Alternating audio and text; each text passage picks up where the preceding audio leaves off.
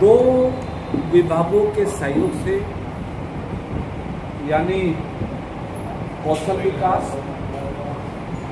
और श्रम विभाग के सहयोग से दिव्यांगजनों को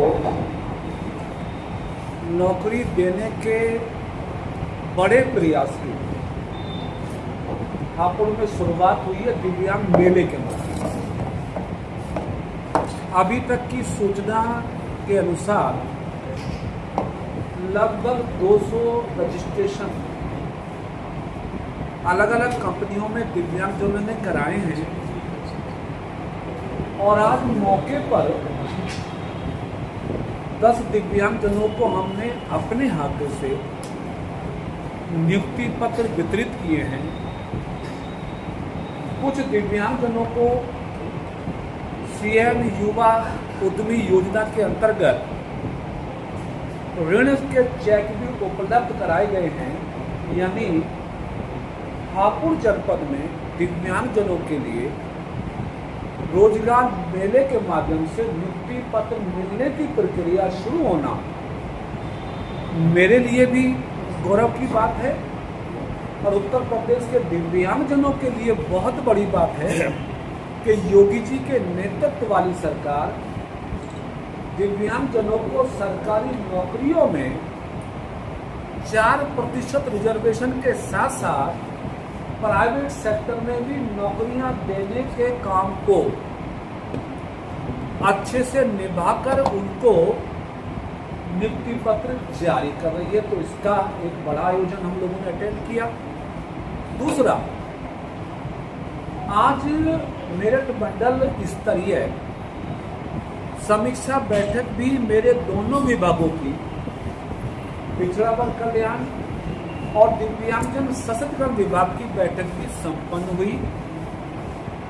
समीक्षा बैठक के माध्यम से पिछड़ा वर्ग कल्याण विभाग के डिप्टी डायरेक्टर्स और सभी अधिकारियों को इस बात का निर्देश दिया है कि वो पिछड़ा वर्ग कल्याण विभाग के माध्यम से मिलने वाली योजनाओं का लाभ देने के लिए तत्काल लाभार्थी के साथ समन्वय करके योजनाओं का लाभ दिलाने में आगे बढ़े।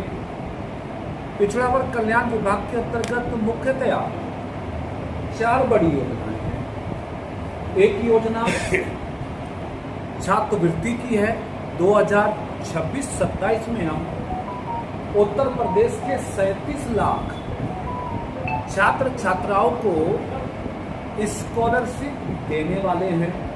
दूसरी योजना शादी अनुदान की योजना है, जिसके अंतर्गत हम 1,05,000 ओबीसी गरीब बच्चियों की शादी का अनुदान देने वाले हैं।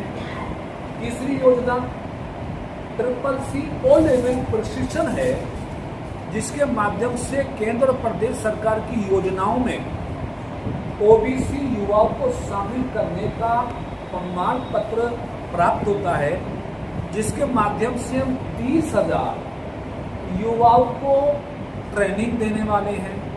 चौथी योजना उत्तर प्रदेश में 102 निःशुल्क छात्रावासों की सुविधा देकर हम पिछड़े वर्गों के लोगों को, बच्चों को पढ़ाई का अवसर प्रदान कर रहे हैं। 3,402 करोड़ का बजट पिछड़ा वर्ग कल्याण विभाग का इस साल का है, जिस बजट से हम उत्तर प्रदेश के लगभग 40 लाख लोगों को लाभान्वित करने वाले हैं। आपको जान के अच्छा लगेगा कि योगी जी के नेतृत्व वाली सरकार का बजट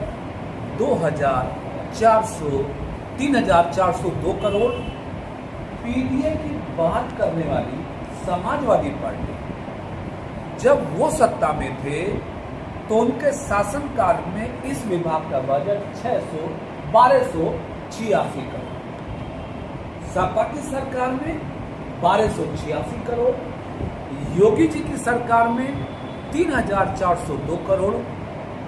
स्पष्ट है कि अखिलेश यादव जी केवल पीडीए का ढिंढोरा पीट के वोट हासिल करना चाहते हैं।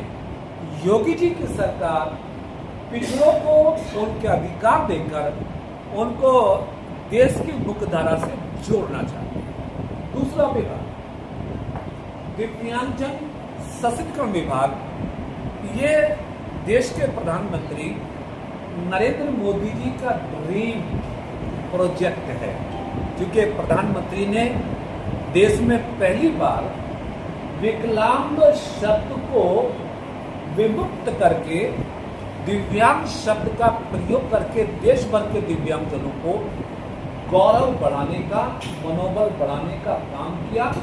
उत्तर प्रदेश में योगी जी के नेतृत्व वाली सरकार में हम उत्तर प्रदेश के लगभग 12.5 लाख दिव्यांगजनों को भरण पोषण की राशि 1,000 रुपया प्रति माह देने का काम कर रहे हैं। और इस ही वर्ष यानी 2026 में मुख्यमंत्री जी ने घोषणा की है कि ये 1,000 रुपये प्रति माह की योजना को हम बढ़ाते हुए इस राशि को 1,500 रुपये करने वाले कर दिया है। सैद्धांतिक सहमति हो गई है।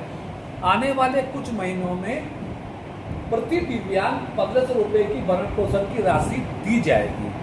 यहाँ पे थोड़ा तुलनात्मक मैं आपके बीच विश्लेषण कर दूं उस पार्टी के साथ जो पार्टी उत्तर प्रदेश को दंगा प्रदेश बनाने में कभी पीछे नहीं रही, समाजवादी पार्टी।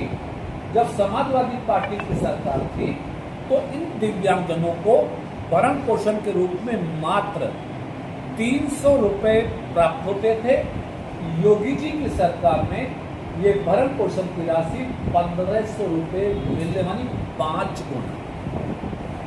अखिलेश यादव जी की सरकार में दिव्यांगजन सशक्तिकरण विभाग का बजट 665 करोड़ होता था और योगी जी के नेतृत्व वाली सरकार में इस विभाग का बजट 2,141 करोड़।